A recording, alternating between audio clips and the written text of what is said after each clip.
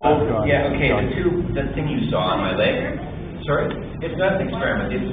How many people here do not know what happened to my leg? Do not. Okay, there goes the okay. No, I had a little lesion. All we saw was a get well soon, and it was a, Okay, yeah, so there was a while back, early February, this little lesion appeared on my leg. Nobody really knew what it was, or whether it was a biopsy. The ironic thing is I had just finished writing a book which I had described done for genetically re-engineered necrotizing fatty those of you who are up by reading that today, I actually kind of it is now becoming a part of that otherwise it's not a branding you really need. that is now developed kind of a sort of personal relationship with. But yeah, they did a punch biopsy, and there's this kind of stress that we all have on us, and it got into the skin, and apparently it kind of, rolls a couple of D10s every time it affects you to decide whether it's just going to give you a sore throat, whether it's going to be completely, asymptomatic, or whether it decides to fucking liquefy your flesh from the inside out. And this thing, when it got into me, it basically rolled a natural 20, and 10 hours after I'd gotten the biopsy, I was having trouble walking, and 12 hours after that, I was convulsing and vomiting.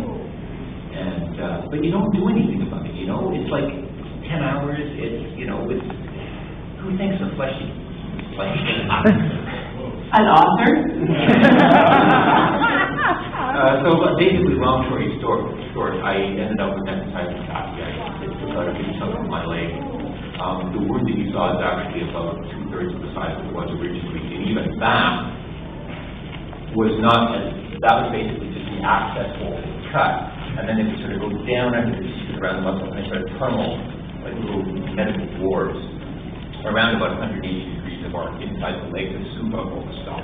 This stuff apparently it travels at 3 to 5 centimeters an hour.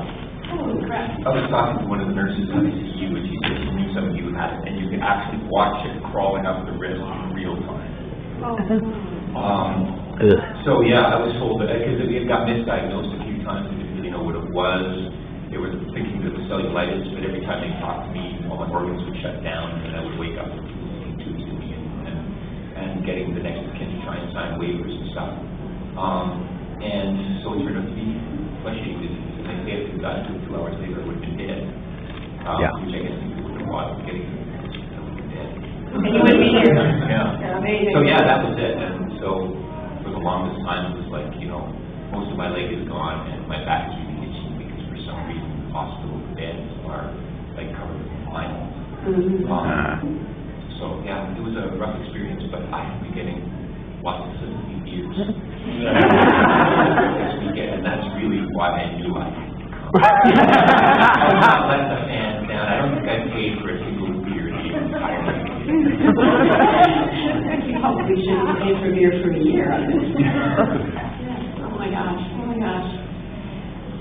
I'm glad I know what it is now.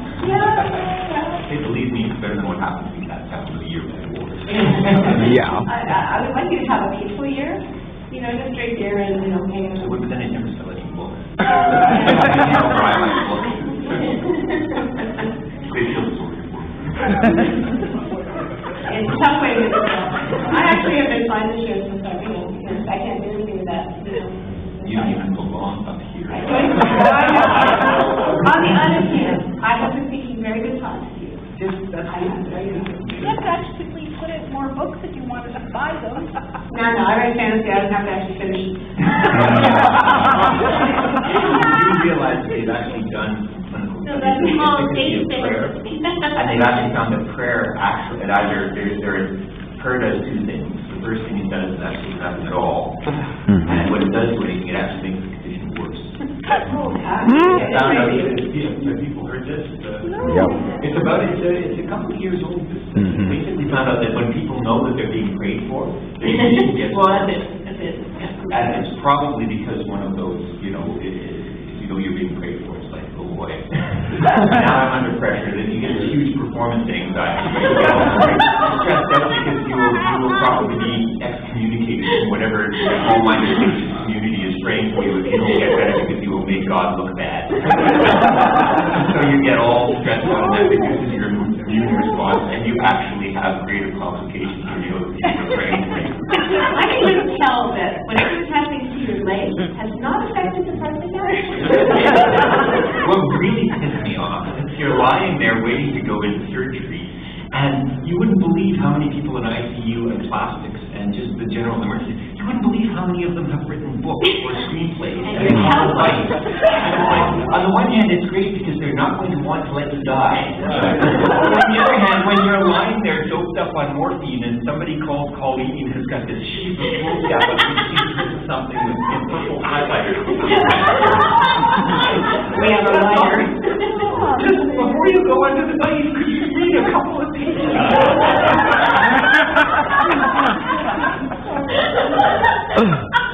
Really, you should not put occupation how many going. Oh dear, oh dear. Oh, anyone else have any thoughts on that? I'm not even going to try. I'm just glad that you're back, doing better. I am. Walking in, otherwise. I'm writing, I'm actually writing. Sweet. Good. But you write way more than I do. What you're writing. Yeah. I've got something like 6 books out, and you put up something like 6 books a year. We wish. Yeah. Thank you. For those who don't know, I have put out 13 novels, ridiculous number of textbooks, and I'm currently working on 15 anthologies with Tetrix. 15 is my 15. If we want to be completed, we have to buy the textbooks too. Oh, please don't. They're really expensive. And you're in one of them, yeah. The story everybody hates of mine. The one story everyone absolutely loathes is was commissioned for one of Julie's collection. Loved it. Everyone else did. I loved it. Yeah, they actually tested it out on kids in the target age. It was like, we do this, everybody dies at the end. Well, that's why I didn't put it in the grade 6 book. I put it in the grade 9 book where they expect everyone to die. You know, they weren't quite happy with that. They said, now here's the real thing. You know. He keeps asking. I was doing actually with grade 4 book. You sent me this. Now